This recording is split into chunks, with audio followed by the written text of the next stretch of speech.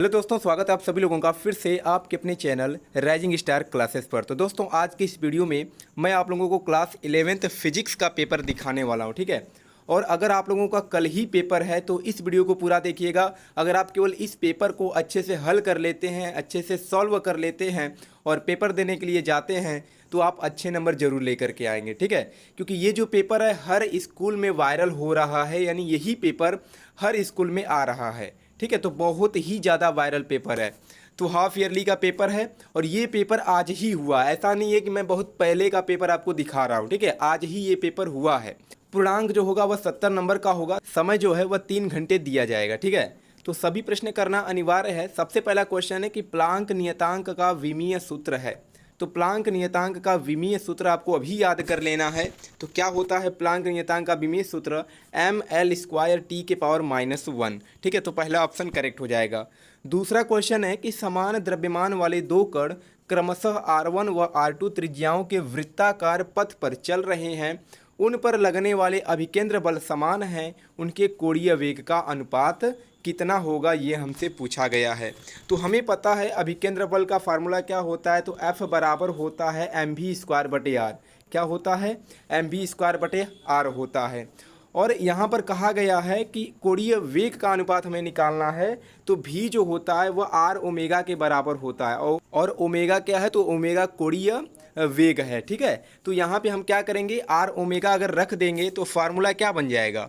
तो F बराबर हो जाएगा F बराबर m r ओमेगा का होल स्क्वायर अब बटे कितना है? तो r है। तो इसके आगे आप हल कर सकते हैं। यहाँ से r² ओमेगा स्क्वायर हो जाएगा तो एक r से एक r कैंसिल हो जाएगा। तो क्या बचेगा? F बराबर, तो F बराबर हो जाएगा, ठीक है, m जस का तस वैसे ही रहेगा। एक mv² होता था तो एक r बचेगा और एक ओमेगा बचेगा।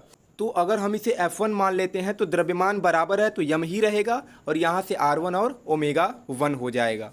वैसे F2 का मान निकालेंगे और F1 F2 बराबर है, दोनों कट जाएंगे तो वहाँ से ओमेगा बटे ओमेगा 2 का मान आ जाएगा। यम भी कैंसिल हो जाएगा क्योंकि द्रव्यमान भी बराबर हैं, ठीक है। तो इसमें कौन सा ऑप्शन आएगा? तो ये जो ऑप्शन इसका करेक्ट होगा वो दूसरा होगा, R2/R1 के पावर 1/2, मतलब R2/R1 दोनों क्या होंगे? तो करड़ी के अंदर आएगा। तीसरा क्वेश्चन है कि जड़त्व आघूर्ण तथा कोणीय त्वरण के गुणनफल को क्या कहा जाता है? तो इसका करेक्ट ऑप्शन जो होगा वो हो जाएगा बल आघूर्ण कहा जाता है, ठीक है। यदि घर्षण को cos इनवर्स 4/5 हो तो स्थैतिक घर्षण गुणांक का मान होगा। तो अगर हम मान लेते हैं कि घर्षण कोण जो है वह थीटा है तो थीटा बराबर कितना दिया है? cos इनवर्स 4/5 दिया है, ठीक है, यही दिया है cos इनवर्स 4/5। तो यहाँ से cos थीटा कितना हो जाएगा?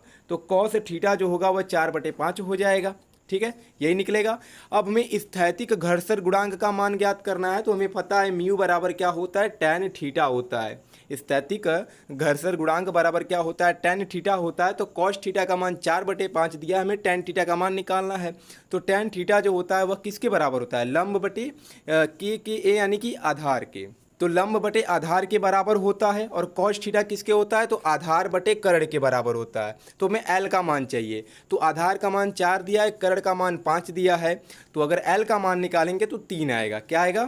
3 आ जाएगा। तो यहाँ से tan थीटा जो होगा वो बराबर हो जाएगा लंब बटे आधार। तो L का मान आ जाएगा 3 और बटे आधार कितना दिया था? तो आधार दिया था 4, ठीक है। तो म्यू बराबर कितना आ गया? 3/4। तो ऑप्शन नंबर चौथा करेक्ट हो जाएगा। फिर पांचवा क्वेश्चन है कि निम्न कण एक ही वेग से गतिमान है, अधिकतम संवेग वाला कण कौन सा होगा? बीटा कण होगा कि प्रोटॉन होगा कि अल्फा कण होगा या न्यूट्रॉन होगा? तो निम्न कण एक ही वेग से अगर गतिमान है तो अधिकतम संवेग वाला जो कण है वह अल्फा कण है, ठीक है, ऑप्शन सी करेक्ट होगा। तो ये 5 MCQ टाइप क्वेश्चन पूछा गया है। अब है दूसरा क्वेश्चन, दूसरे में भी 5 प्रश्न है, अति लघु उत्तरीय प्रश्न है, यानी एक एक नंबर का। तो पहला क्वेश्चन है कि आवेग से क्या तात्पर्य है, इसका मात्रक लिखिए। दूसरा क्वेश्चन है कि दिखाइए कि वेक्टर ए बराबर 2i Kaif plus 3j Kaif तथा वेक्टर बी बराबर 6i Kaif minus 4j Kaif परस्पर लंबवत हैं। फिर ग क्वेश्चन है 2.5 किग्रा द्रव्यमान का एक पिंड 2.5 मीटर त्रिज्या के वृत्ताकार पथ पर, ठीक है, पथ पर 5 मीटर प्रति सेकंड की चाल से घूम रहा है। पिंड पर लगने वाले अभिकेंद्र बल की गणना कीजिए। तो हर क्वेश्चन बहुत ज़्यादा इंपॉर्टेंट है। फिर प्रक्षेप की परास का सूत्र लिखना है। ठोस गोले के जड़त्व आघूर्ण का सूत्र लिखना है, कलन विधि से गति के प्रथम समीकरण का निगमन करना है, ठीक है। फिर यहाँ पर एक वेक्टर से क्वेश्चन है, फिर बल आघूर्ण तथा कोणीय त्वरण में संबंध स्थापित करना है, ठीक है। तो केवल आपको यही पढ़ना है, अगर आपका कल पेपर है तो केवल इसको पढ़ करके ही जाइए, ठीक। बहुत सारे क्वेश्चन डायरेक्ट फंस जाएंगे। फिर घ क्वेश्चन है, यहाँ पर एक न्यूमेरिकल टाइप क्वेश्चन है, ठीक है। फिर यहाँ पर सूत्र स्थापित करना है, किसी माध्यम में ध्वनि की चाल भी माध्यम की प्रत्यास्था ई तथा घनत्व डी पर निर्भर करती है, विमीय विधि से माध्यम में ध्वनि की चाल भी का सूत्र स्थापित कीजिए। फिर चौथे में 4 क्वेश्चन है, प्रत्येक प्रश्न 3-3 अंक का है। अभिकेंद्र त्वरण से क्या अभिप्राय है, वृत्तीय पथ पर गति करते हुए किसी पिंड के अभिकेंद्र त्वरण का सूत्र निगमित कीजिए। फिर ख क्वेश्चन है जो कि एक न्यूमेरिकल टाइप है, ठीक है। फिर ग क्वेश्चन है कि न्यूटन का गति विषयक द्वितीय नियम लिखिए तथा सिद्ध कीजिए कि बल का आवेग संवेग में परिवर्तन के बराबर होता है।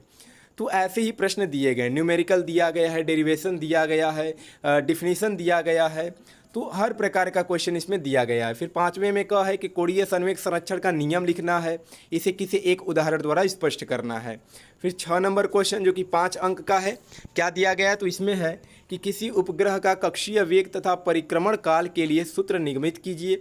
7वां क्वेश्चन है कि एक पहिया 1000 चक्कर प्रति मिनट की दर से घूम रहा है तथा इसमें 10⁶ जूल घूर्णन गतिज ऊर्जा है। पहिए का घूर्णन अक्ष के परित के परिचय जड़त्व आघूर्ण ज्ञात कीजिए। और लास्ट क्वेश्चन है क्वेश्चन नंबर 8 कि एक पत्थर पृथ्वी तल के क्षैतिज से 30 अंश कोण पर 49 मीटर प्रति सेकंड की चाल से फेंका जाता है, उसके पहला ज्ञात करना है उड्डयन काल, दूसरा क्षैतिज परास की गणना कीजिए और जी का मान कितना है तो 9.8 मीटर प्रति सेकेंड स्क्वायर। तो यही पेपर है, ठीक है। और ये पेपर आज ही कराया गया है। तो अगर आपका कल फिजिक्स का पेपर है तो पूरे पेपर को अच्छे से सॉल्व करके जाइएगा, एक एक प्रश्न डायरेक्ट आपके पेपर में दिखने वाले हैं। तो चलिए मिलते हैं नेक्स्ट वीडियो में एक नए टॉपिक के साथ, तब तक के लिए धन्यवाद।